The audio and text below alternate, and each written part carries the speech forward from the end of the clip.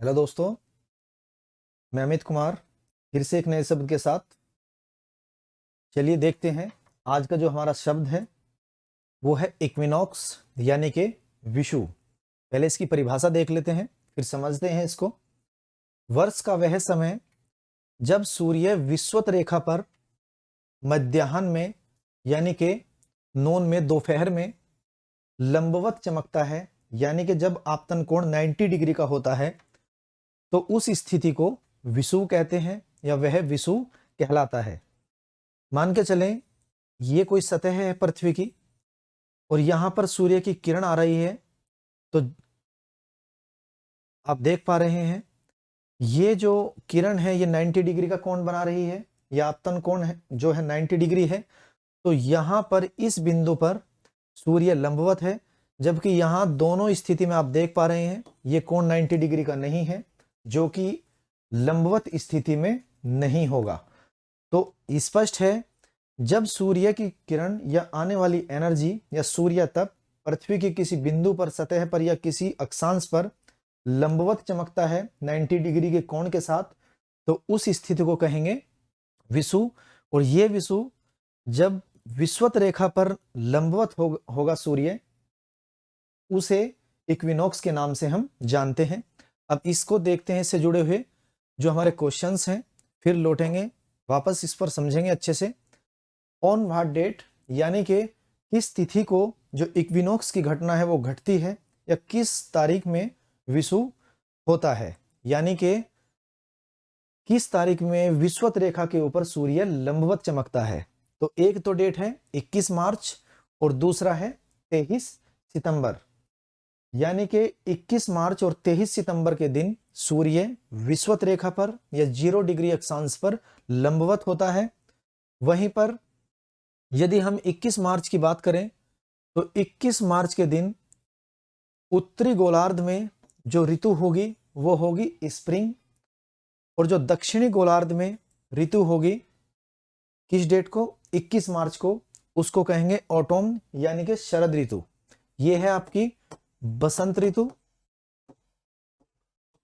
और ये है आपकी शरद। ये मैं अगर बात करूं उत्तरी गोलार्ध की, अभी मैं बात कर रहा हूं नॉर्थ हेमीस्फीयर की। 21 मार्च के दिन उत्तरी गोलार्ध में जो ऋतु होगी वो होगी बसंत ऋतु, जबकि दक्षिणी गोलार्ध में जो ऋतु होगी वो होगी शरद ऋतु। वहीं 23 सितंबर को ये चीजें पलट जाएंगी। 23 सितंबर के दिन उत्तरी गोलार्ध में जो होगी शरद ऋतु, जबकि दक्षिणी गोलार्ध में होगी बसंत ऋतु। यहां तक हमने देख लिया। दूसरा जो क्वेश्चन उठता है वो है कि relation between equinox and illumination circle, यानी कि जो विषुव है और जो प्रदीप्ति वृत्त है उसके बीच क्या संबंध है। इल्यूमिनेशन सर्किल को हमने पिछली क्लास में समझ लिया था अच्छे से, तो इसके साथ इसका क्या रिलेशन है उसको एक बार देखते हैं। लौटते हैं एक बार पिछली वीडियो स्क्रीन पर, यहां से देखते हैं।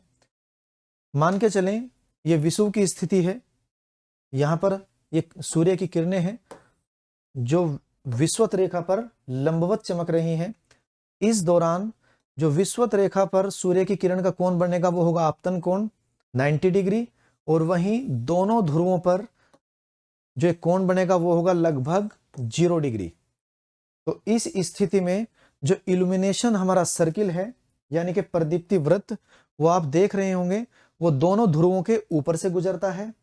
दोनों ध्रुवों के ऊपर से प्रदीप्ति वृत्त कब गुजरेगा, जब सूर्य विषुवत रेखा के ऊपर लंबवत होगा, यानी कि 21 मार्च और 23 सितंबर इन दोनों डेट में यदि हम इल्यूमिनेशन सर्किल की बात कर लें तो दोनों ध्रुवों के ऊपर से गुजरता है, यानी कि आधा हिस्सा जस्ट रोशनी में है, प्रकाश में है, और आधा हिस्सा रात में है।